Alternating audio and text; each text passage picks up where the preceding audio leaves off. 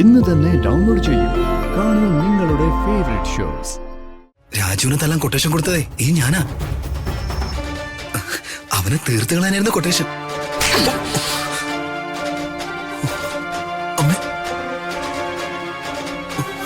അവന്റെ ഒരു കൊട്ടേഷൻ എടാ, ഓർത്തിട്ട് എനിക്ക് സഹിക്കാൻ പറ്റുന്നില്ല.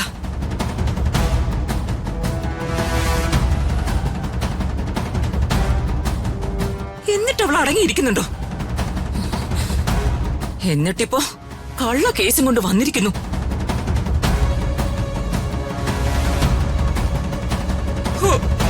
എന്റെ ദൈവമേ, ഞാനിതൊക്കെ എങ്ങനെ സഹിക്കും? കരയാനാണല്ലോ എന്റെ വിധി.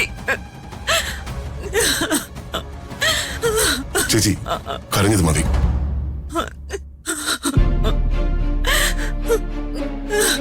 ചേച്ചി വാ.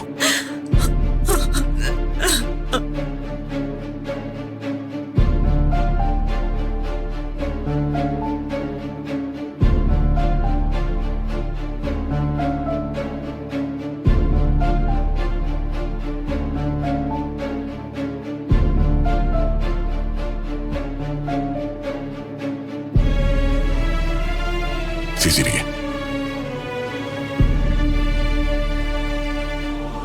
ചേച്ചി കുറച്ചു നേരം റെസ്റ്റ് എടുക്ക. ഒന്നും ഓർക്കാൻ ശ്രമിക്കാതെ കിടക്ക. കഴിഞ്ഞതെല്ലാം ഒരു ദുസ്വപ്നമായിട്ട് മാത്രം കരുതിയാൽ മതി. അപ്പൊ മനസ്സിലെ സങ്കടങ്ങളൊക്കെ അങ്ങ് മാറിക്കൊള്ളും. പ്രതാപ, ചേച്ചിക്ക് കുടിക്കാൻ ഇത്തിരി വെള്ളം താടാ.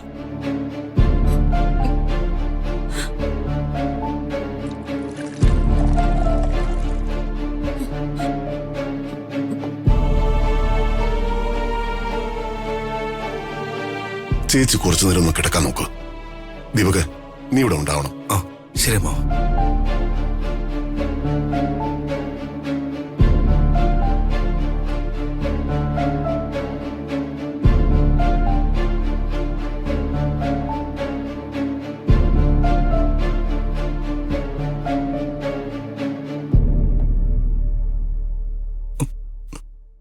എന്താടാ? എടാ, നീ കരയുന്നതിന്റെ കാര്യം പറ. ഇത്രയൊക്കെ സങ്കടം സഹിച്ച ആളാണല്ലേ എന്റെ അമ്മ. എന്ത് ത്യാഗിയ അമ്മ. ആങ്ങളമാർക്ക് ആഹാരം കൊടുത്തോണ്ട് എന്റെ അമ്മ പട്ടിണി കിടന്നു എന്നൊക്കെ പറഞ്ഞപ്പോ എന്റെ ഉള്ളിൽ നീറുമായിരുന്നു. അന്ന് ഇത്രയും പട്ടിണി കിടന്നുകൊണ്ടായിരിക്കും എന്റെ അമ്മയ്ക്ക് ഇപ്പോഴും മുഖത്തൊരു വിളർച്ച.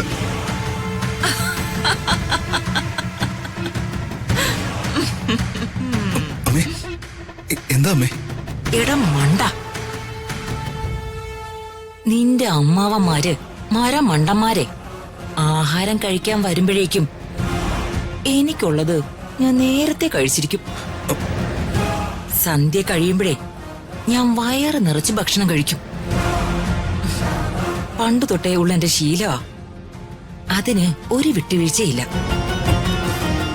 പിന്നെ ഇവരുടെയൊക്കെ മുന്നിൽ പറയുന്നതും ആക്ട് ചെയ്യുന്നതും ഒക്കെ ഒരു പ്രഹസനമല്ലേടാ. ലോക തരികിടകളുടെ ഗുരുവാണ് അംബിക വർമ്മ എന്നുള്ള കാര്യം ഞാനങ്ങ് മറന്നുപോയി. അല്ല, അതുപോട്ടെ. ഈ രാജുവിനെ തല്ലാൻ കൊട്ടേഷൻകാരെ വിട്ടത് ആരാ? അമ്മയോട് പറയണോ? ഇനി പറഞ്ഞ അത് നെഗറ്റീവ് ആവോ? പറയടാ. ആ അല്ല, എന്തായാലും ഒരർത്ഥത്തിൽ അത് നന്നായി. ആ പത്മ രാജുവിനും ഋതികയ്ക്കും വേണ്ടി രംഗത്ത് വന്നില്ലേ? അതോടെ പ്രതാപനും പത്മയും കുറെ കൂടി ശത്രുക്കളായില്ലേ? രാജുവിന് തല്ലാൻ കൊട്ടേഷൻ കൊടുത്തതേ ഈ ഞാനാ. അവനെ തീർത്ത് കളയാനായിരുന്നു കൊട്ടേഷൻ.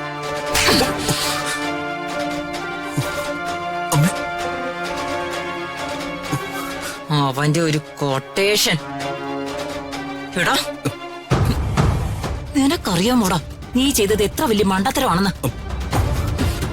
നീ ഇങ്ങനൊരു പൊട്ട ബുദ്ധി കാണിച്ചതുകൊണ്ടാ ഡിവോഴ്സ് വരെ എത്തിയ രാജുവും മൃതികയും ഒന്നായത്. മനസ്സിലായോടാ? അവന്റെ ഒരു അതിബുദ്ധി.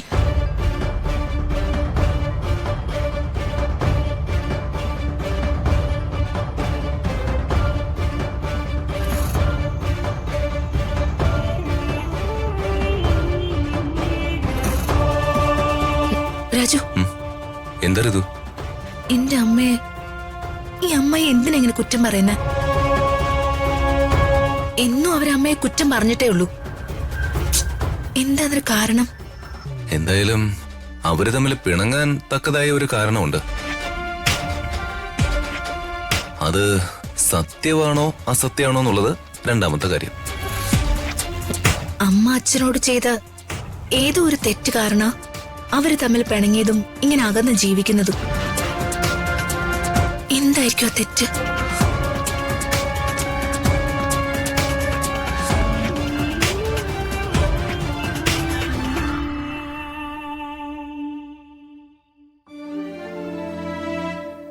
ഞാൻ ശേഖരേട്ടന് ഭാര്യയായി ഇവിടെ വന്ന കാലം മുതൽ കേൾക്കുന്ന കാര്യ പത്മയെടുത്തി പ്രതാപേട്ടനോട് എന്തോ വലിയ തെറ്റ് ചെയ്തൂന്ന്. അതൊരിക്കലും പ്രതാപേട്ടന് ക്ഷമിക്കാനോ സഹിക്കാനോ പറ്റാത്ത കാര്യന്നാ ഞാൻ കേട്ടിട്ടുള്ളത്. പറയുന്നത് അംബികേച്ചി ആയതുകൊണ്ട് വിശ്വസിക്കാനോ പ്രതാപേട്ടന്റെ ഈ ജീവിതം കാണുമ്പോ വിശ്വസിക്കാതിരിക്കാനും പറ്റുന്നില്ല. എന്താ സത്യമെന്ന് ആർക്കറിയാം? പക്ഷേ പത്മയെടുത്തിക്ക് ആരെയും ചതിക്കാനും വഞ്ചിക്കാനും പറ്റുമെന്ന് എനിക്ക് തോന്നുന്നില്ല. ഇത് കാരുടെ കള്ളക്കളിയാണെന്ന് ദൈവം തെളിയിക്കട്ടെ.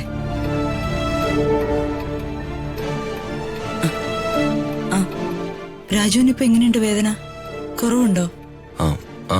കുറവുണ്ട് മാഡം. രാജുവിന് എന്തെങ്കിലും വേണം? ഒന്നും വേണ്ട. എന്നാ രണ്ടുപേരും സമാധാനമായിട്ട് കിടന്നുറങ്ങാൻ നോക്ക്. Good night. Good night ചെറിയമ്മേ.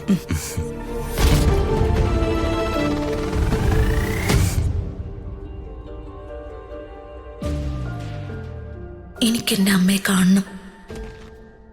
എന്നാ കാണുന്നേ?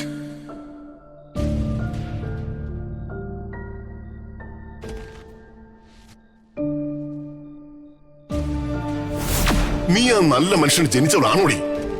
ആ സരസ്വതി വർമ്മ പ്രസവിച്ചതാണോടി നിന്നെ? നീ ആ നല്ല മനുഷ്യന്റെ അന്തസ്സിന് കളങ്കം വരുത്താതെ നിനക്ക് എവിടെയെങ്കിലും പോയി ചത്തുടിടി.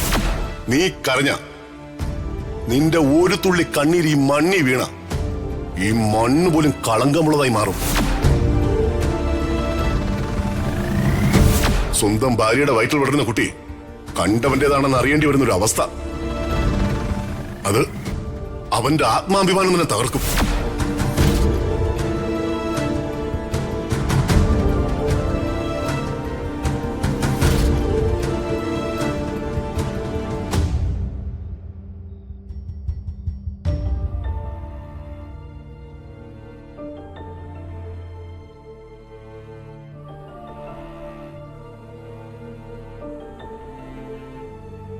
അകലേ